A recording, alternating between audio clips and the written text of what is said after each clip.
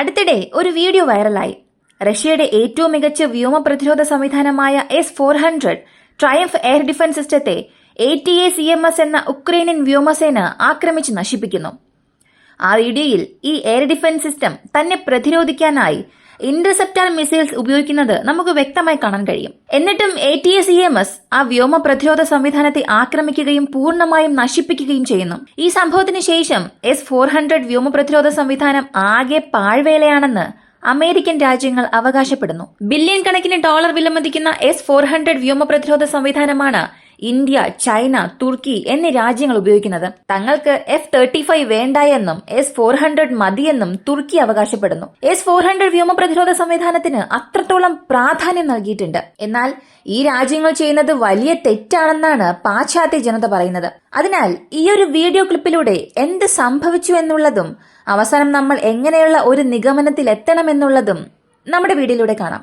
S-400 air defence system പ്രവർത്തിച്ചോ ഇല്ലയോ അറിയാം. ആ ഒരു വീഡിയോ ഫുട്ടേജിലൂടെ എന്ത് സംഭവിച്ചു എന്നുള്ളത് ആദ്യം മനസ്സിലാക്കണം. ആ വീഡിയോ പ്രസിദ്ധീകരിച്ച ആളുകളുടെ അഭിപ്രായം അനുസരിച്ച് ഈ പ്രത്യേക സ്ഥലം ഡൊനെറ്റ്സ്ക് മേഖലയാണ്. ഡൊനെറ്റ്സ്ക് മേഖലയിലെ മുൻനിരയിൽ നിന്ന് 50 കിലോമീറ്റർ മാത്രം അകലെ ഈ റഷ്യക്കാർ ഈ വ്യോമ പ്രതിരോധ സംവിധാനം തുറന്ന വയലിൽ നിർത്തി. ഈ എയർ ഡിഫൻസ് സിസ്റ്റത്തിൽ 3 ലോഞ്ചറുകൾക്കൊപ്പം ഒരു സെർച്ചറും ട്രാക്കിംഗ് റാഡാറും ഉണ്ട്. 3 ലോഞ്ചറുകളിൽ ഒരു ലോഞ്ചറിൽ 4 മിസൈലുകൾ ഉണ്ടായിരിക്കും. അതിനാൽ ആ ഒരിടത്ത് ആകെ 12 ഇന്റർസെപ്റ്ററുകൾ ഉണ്ട്. ഇത് തുറസായ സ്ഥലമായതിനാൽ ഉക്രൈനിലെ രഹസ്യാന്വേഷണ ഡ്രോണുകൾ ആ സ്ഥലം തിരിച്ചറിയുന്നു. മാത്രമല്ല മുൻനിരയിൽ നിന്ന് 50 കിലോമീറ്റർ മാത്രം അകലെയാണത് സ്ഥാപിച്ചിട്ടുള്ളത്. ഈ ലൊക്കേഷൻ തിരിച്ചറിഞ്ഞ ശേഷം അമേരിക്കയിലെ ATACMS ഈ സ്ഥലത്തേക്ക് അയക്കുന്നു. ഈ ATACMS എന്നത് സാധാരണ ഒരു വാർഹെഡ് അല്ല, മറിച്ച് ക്ലസ്റ്റർ വെടിമരുന്നാണ്. ക്ലസ്റ്റർ വെടിമരുന്ന് എന്ന് ഞാൻ പറയാൻ കാരണം ആ വീഡിയോയിൽ ക്ലസ്റ്റർ വെടിമരുന്ന് തെറിച്ചു വീഴുന്നത് വ്യക്തമായി കാണാൻ കഴിയും. അതിനാൽ ഇത് ക്ലസ്റ്റർ വെടിമരുന്നാണെന്ന് നമുക്ക് സ്ഥിരീകരിക്കാം. ഇപ്പോൾ ക്ലസ്റ്റർ വെടിമരുന്ന് അയച്ച് അവർ ചെയ്തത് ATACMSന്റെ ലോഞ്ചറുകളിലോ റാഡാറിലോ ക്ലസ്റ്റർ വെടിമരുന്ന് കൊടുത്ത് അതിനെ പൊട്ടിത്തെറിപ്പിച്ചു. ലോഞ്ചറും അതിന്റെ റാഡാറും അവർ കത്തിച്ച് ചാരമാക്കി. ഈ സംഭവത്തിന് ശേഷം ഉക്രൈൻ ഒരു വലിയ കാര്യം ചെയ്തു. റഷ്യൻ ഉപകരണങ്ങളുടെ ക്വാളിറ്റിയെക്കുറിച്ച് അവർ ലോകത്തിന് മുൻപിൽ തെളിയിച്ചു കൊടുത്തു. ഇതായിരുന്നു ആ വീഡിയോയിലൂടെ സംഭവിച്ചത്. അപ്പോൾ ഈ സംഭവത്തിൽ നിന്ന് നമുക്ക് എന്ത് നിഗമനത്തിൽ എത്താൻ കഴിയുമെന്ന് ചോദിച്ചാൽ, ഒന്നാമതായി ഒരു എയർ ഡിഫൻസ് സിസ്റ്റം എങ്ങനെ പ്രവർത്തിക്കുന്നു എന്ന് നമ്മൾ ആദ്യം മനസ്സിലാക്കണം. ഒരു എയർ ഡിഫൻസ് സിസ്റ്റത്തിലെ ഒരു ഇന്റർസെപ്റ്റർ ശത്രുവിന്റെ മിസൈലിനെയോ വിമാനത്തെയോ വായുവിൽ തന്നെ തടഞ്ഞു നശിപ്പിക്കും. ഈ എയർ ഡിഫൻസിൽ ഇന്റർസെപ്റ്ററിന് ദിശയും മാർഗനിർദ്ദേശവും നൽകുന്നതിന് ആ എയർ ഡിഫൻസ് യൂണിറ്റിന്റെ റാഡാർ ഉണ്ടാകും. ആ റാഡാറിനപ്പുറം യന്ത്രനിയന്ത്രണ സംവിധാനങ്ങളും ഉണ്ടാകും. അതിനാൽ ഒരു വ്യോമ പ്രതിരോധം ഒന്നിലധികം യൂണിറ്റുകൾ ചേർന്നാണ് പ്രവർത്തിക്കുന്നത്. ഉദാഹരണത്തിന് ഒരു പാട്രിയോട്ട് എടുത്താൽ അതിലൊരു launcher, search and tracking radar, fire control system, generator, ഒരു ഇന്ധന ട്രക്ക് എന്നിവ ഉണ്ടായിരിക്കും. ഒരു വ്യോമ പ്രതിരോധം എന്നത് മൾട്ടിപ്പിൾ സിസ്റ്റംസ് ചേർന്നതാണ്. എന്നാൽ ഇതിലെ ഏറ്റവും പ്രധാനപ്പെട്ട ഘടകങ്ങൾ സെർച്ച് ആൻഡ് ട്രാക്കിംഗ് റാഡാറും ലോഞ്ചറുകളുമാണ്. ഇപ്പോ ഈ ഒരു പ്രത്യേക സാഹചര്യത്തിൽ ഈ വീഡിയോയിൽ സംഭവിച്ചത് മൊത്തത്തിൽ അവർക്ക് 3 ലോഞ്ചറുകളും ഒരു സെർച്ച് ആൻഡ് ട്രാക്കിംഗ് റാഡാറും ഉണ്ട്. ഈ 3 ലോഞ്ചറുകളിൽ എത്ര ഇന്റർസെപ്റ്റർ ഉണ്ട് എന്ന് ചോദിച്ചാൽ ഓരോ ലോഞ്ചറുകളിലും 4 വെച്ച് 12 ഇന്റർസെപ്റ്ററുകൾ മാത്രമേ ഉള്ളൂ. ആ വീഡിയോയിലൂടെ എത്ര ഇന്റർസെപ്റ്ററുകൾ ലോഞ്ച് ആകുന്നു എന്നത് നോക്കിയാൽ 3 ലോഞ്ചറുകളിൽ നിന്നും 6 ഇന്റർസെപ്റ്ററുകൾ ലോഞ്ച് ആകുന്നത് നിങ്ങൾക്ക് വ്യക്തമായി ആ വീഡിയോയിൽ കാണാൻ കഴിയും. ആ വീഡിയോയുടെ ദൈർഘ്യം ഏകദേശം 1 മിനിറ്റ് ആണ്. കണ്ടാൽ തന്നെ മനസ്സിലാകും. എല്ലാ ഇന്റർസെപ്റ്ററുകളും ലോഞ്ച് ചെയ്തോ എന്ന് ചോദിച്ചാൽ ഇല്ല. കാരണം ഒരു ലോഞ്ചർ പൊട്ടിത്തെറിക്കുമ്പോൾ അതിന്റെ സ്ഫോടനം എന്നത് ഉള്ളിലെ ഇന്റർസെപ്റ്ററുകൾ പൊട്ടിത്തെറിക്കുന്നത് മൂലമാണ് ഉണ്ടാകുന്നത്. ആ സ്ഫോടനത്തിൽ തന്നെ നമുക്ക് വ്യത്യാസം കാണാൻ സാധിക്കും, ഉള്ളിൽ ഇന്റർസെപ്റ്ററുകൾ ഉണ്ടോ ഇല്ലയോ എന്നത്. അതിനാൽ 3 ലോഞ്ചറുകളിലെ ഏതോ ഒന്നിൽ ഇന്റർസെപ്റ്റർ ഉണ്ടായിരുന്നു. അതുകൊണ്ടാണ് സ്ഫോടനം വളരെ ഭയാനകമായത്. ക്ലസ്റ്റർ വെടിമരുന്ന് പൊട്ടിത്തെറിക്കുന്നതിലൂടെ നിങ്ങൾക്ക് മനസ്സിലാകും. ഈ സാഹചര്യത്തിൽ 6 ഇന്റർസെപ്റ്ററുകൾ വിക്ഷേപിച്ചു.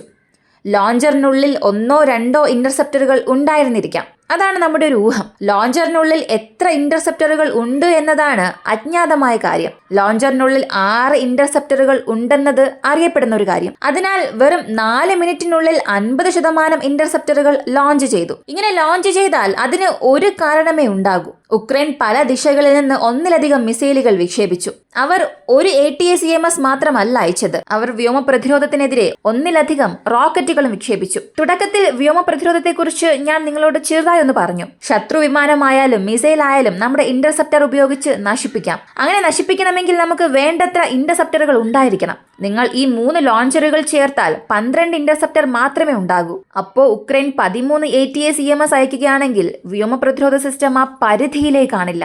പക്ഷേ 13 അയക്കേണ്ടതില്ല.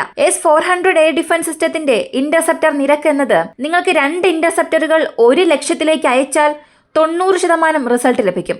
അതേസമയം ഒരു ടാർഗറ്റിലേക്ക് ഒരു ഇന്റർസെപ്റ്റർ അയക്കുകയാണെങ്കിൽ അത് നഷ്ടപ്പെടാൻ സാധ്യതയുണ്ട്. അതിനാൽ എന്റെ ഊഹമനുസരിച്ച് ഉക്രൈൻ വെറും 7 ATACMS അയച്ചാൽ മാത്രം മതി. S-400 വ്യോമ പ്രതിരോധത്തെ ലക്ഷ്യത്തെ മറികടക്കാനും നശിപ്പിക്കാനും കഴിയും. ഇതാണ് ഇവിടെ സംഭവിച്ചിരിക്കുന്നത്. ഈ ഒരു സ്ഥാനത്ത് നിങ്ങളൊരു പാട്രിയോട്ട് എയർ ഡിഫൻസ് സിസ്റ്റം വെച്ച് നോക്കുക. നിങ്ങൾ അതിനെ പെർഫോം ചെയ്യാനും പറഞ്ഞാൽ അതിന്റെ അവസ്ഥയും ഇത് തന്നെയായിരിക്കും. ആ ഒരു സ്ഥലത്ത് ഏത് വ്യോമ പ്രതിരോധ സംവിധാനം കൊണ്ടുവന്നാലും അത് തീർച്ചയായും നശിച്ചു പോകും. കാരണം ഈ വ്യോമ പ്രതിരോധ സംവിധാനം എന്നത് ശത്രുവിന്റെ ആകാശത്തിൽ പറക്കുന്ന ആയുധങ്ങളെ നശിപ്പിക്കുക മാത്രമല്ല ചെയ്യുന്നത്. അതിനും ചില പരിധികളുണ്ട്, അതിരുകൾ കൂടെയുണ്ട്.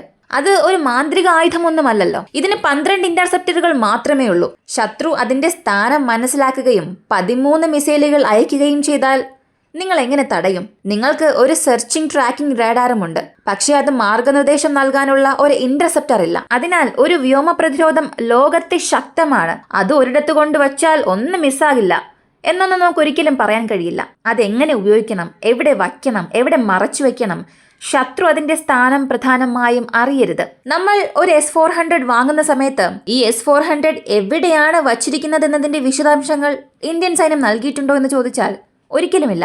മാത്രമല്ല, ഒരിടത്ത് S-400 ഉണ്ടെങ്കിൽ അതിന് മുകളിൽ ഒരു കാമഫ്ലേജ് നെറ്റിട്ട് അതവിടെ ഇല്ലാത്തതുപോലെ നമ്മൾ സെറ്റ് ചെയ്യും.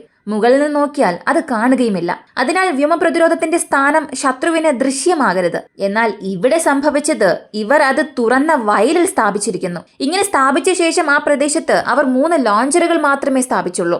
വെറും 12 മിസൈലുകൾ മാത്രമേ തകർക്കാൻ കഴിയൂ. അതാണ് ആ സ്ഥലത്തെ അവരുടെ കഴിവ്. അതിനാൽ അവർ അത്തരമൊരു കോൺഫിഗറേഷനിൽ അത് സ്ഥാപിച്ചിട്ട് അതിനെ ഉക്രൈൻകാർ നശിപ്പിച്ചു എന്നറിയുമ്പോൾ അടിസ്ഥാനപരമായി പറഞ്ഞാൽ അവർ തന്നെ S-400 അവിടെ വച്ചിട്ട് വന്ന് നശിപ്പിച്ചോ എന്ന് പറയുന്നത് പോലെയാണ്. അതിനാൽ ഞാൻ പറയാൻ ആഗ്രഹിക്കുന്നത്, റഷ്യക്കാർ S-400 എയർ ഡിഫൻസ് സിസ്റ്റം വളരെ രസകരമായാണ് ഉപയോഗിക്കുന്നത്. അത് എത്ര തന്നെ അതിശക്തമായ വ്യോമ പ്രതിരോധമാണെങ്കിലും അത് എങ്ങനെ ഉപയോഗിക്കണം, എവിടെ വയ്ക്കണം എന്നതൊക്കെ എല്ലാവരും അറിയേണ്ട വിഷയമാണ്. പക്ഷെ അത്രയും ദൂരത്തിൽ മുൻനിരയിൽ നിന്ന് 50 കിലോമീറ്റർ അകലെയുള്ള ഒരു തുറന്ന മൈതാനത്ത് അവർ അത് സ്ഥാപിച്ചു എന്നത് ആരും പ്രതീക്ഷിച്ചില്ല. ഇതാണ് കാര്യം. അതുകൊണ്ടാണ് S-400 നശിപ്പിക്കപ്പെടാൻ കാരണവും. ഇപ്പോൾ എന്തിനാണ് അവർ ഇതിനെക്കുറിച്ച് ഇത്രയധികം സംസാരിക്കുന്നത്? പാട്രിയോട്ട് വ്യോമ പ്രതിരോധത്തെ റഷ്യ നശിപ്പിച്ചിട്ടുണ്ടായിരുന്നു. ആ സമയത്തൊന്നും അതിനെക്കുറിച്ച് സംസാരിച്ചിട്ടേ ഇല്ല. പിന്നെ ഇതിനെക്കുറിച്ച് മാത്രം എന്തുകൊണ്ട് സംസാരിക്കുന്നു എന്ന് ചോദിച്ചാൽ, കാരണം പാട്രിയോട്ട് അത് അതിന്റെ മൂവ്മെന്റിലായിരിക്കുമ്പോഴാണ് റഷ്യക്കാർ നശിപ്പിച്ചത്. വീഡിയോ ഫുട്ടേജിലും വ്യക്തമായി കാണിക്കുന്നത് പാട്രിയോട്ടിനെ ഡീആക്ടിവേറ്റ് ചെയ്ത് ഉക്രൈൻകാർ അതിനെ ഒരിടത്ത് നിന്നും മറ്റൊരിടത്തേക്ക് കൊണ്ടുപോകുന്നു. അവരത് കൊണ്ടുപോകുമ്പോഴാണ് റഷ്യക്കാർ അത് നശിപ്പിക്കുന്നത്. ഇതിനപ്പുറം പാട്രിയോട്ട് ആക്റ്റീവ് ആയിരിക്കുമ്പോൾ നശിപ്പിക്കപ്പെടുന്ന ഒരു ഫുട്ടേജ് ഉണ്ട്, എന്നാൽ അതത്ര വ്യക്തമല്ല. അതിനാൽ നിങ്ങൾക്ക് അതുപയോഗിച്ച് ഒരു വിധിന്യായത്തിലേക്കും എത്താൻ കഴിയില്ല. ഈ ഒരു വീഡിയോ ഫുട്ടേജിൽ S-400 ഓപ്പണായി ആക്റ്റീവാണ്, എന്നാൽ ഉക്രൈൻ മിസൈൽ അതിനെ നശിപ്പിക്കുകയാണ്. രണ്ടിനും ഒരുപാട് വ്യത്യാസമുണ്ട്. അത്തരം വീഡിയോകൾ ഉപയോഗിച്ച് നിങ്ങൾക്ക് റഷ്യൻ ആയുധങ്ങളെക്കുറിച്ച് എളുപ്പത്തിൽ വിലയിരുത്താനും സാധിക്കും. ഇപ്പോൾ നിഗമനം എന്തെന്ന് ചോദിച്ചാൽ, എത്ര വലിയ പാട്രിയോട്ട് എയർ ഡിഫൻസ് ആണെങ്കിലും അത് മറച്ചു വയ്ക്കണം എന്നതാണ്. ഇതാണ് നിഗമനം. ഇത് തുറസായ സ്ഥലത്ത് സൂക്ഷിക്കാൻ പാടില്ല. അങ്ങനെ സൂക്ഷിച്ചാലും ശത്രുവിന് അത് എവിടെയാണെന്ന് അറിയാൻ പാടില്ല. ഇനി അറിഞ്ഞ് ശത്രുവിന്റെ ഡ്രോണാണ് പറന്നു വരുന്നതെങ്കിൽ നിങ്ങൾ ഉടൻ തന്നെ അതിന്റെ സ്ഥാനം മാറ്റണം. അതിനാൽ നിങ്ങൾ അത്തരം കാര്യങ്ങൾ ചെയ്താൽ മാത്രമേ നിങ്ങളുടെ വ്യോമ പ്രതിരോധം അതിന്റെ പൂർണ്ണ കാര്യക്ഷമതയോടെ പ്രവർത്തിക്കൂ. ലോകത്തിലെ ഏറ്റവും ശക്തമായ വ്യോമ പ്രതിരോധം നമ്മുടേതാണ് എന്ന് പറഞ്ഞ് നടു റോഡിൽ കൊണ്ട് അതിനെ വയ്ക്കുകയാണെങ്കിൽ ഇത് തന്നെയായിരിക്കും സ്ഥിതി. ഇതിപ്പോൾ ലോകത്തിലുള്ള എല്ലാവർക്കും തന്നെ മനസ്സിലായിട്ടുണ്ടാകും. ഞാൻ പറയുന്നത് ഇസ്രായേലിനെ കുറിച്ചോ അമേരിക്കയെ കുറിച്ചോ ആണെങ്കിലും ഇത് എല്ലാ രാജ്യങ്ങൾക്കും ഒരു പാഠമാണ്. നിങ്ങൾ ഏത് എയർ ഡിഫൻസ് സിസ്റ്റം എടുത്താലും ഒരു നിശ്ചിത എണ്ണം ഇന്റർസെപ്റ്ററുകൾ ഉണ്ടാകും. അതിനാൽ ആ പ്രദേശത്ത് എത്ര ലോഞ്ചറുകൾ ഉണ്ടെന്ന് ശത്രുവിന് മനസ്സിലായാൽ നിങ്ങളുടെ വ്യോമ പ്രതിരോധം നശിപ്പിക്കപ്പെടും. അതാണ് റഷ്യയ്ക്ക് സംഭവിച്ചത്. ഈ ഒരു വീഡിയോയെക്കുറിച്ചുള്ള നിങ്ങളുടെ അഭിപ്രായം എന്താണെന്നുള്ളത് കമന്റിൽ പറയുക. വീഡിയോ ഇഷ്ടമായ ലൈക്ക് ചെയ്യുക, ഷെയർ ചെയ്യുക. നമ്മുടെ ചാനൽ ആദ്യമായി കാണുന്നവരാണെങ്കിൽ മറക്കാതെ സബ്സ്ക്രൈബ് ചെയ്ത് സപ്പോർട്ട് ചെയ്യുക. മറ്റൊരു വീഡിയോയുമായി വീണ്ടും കാണാം.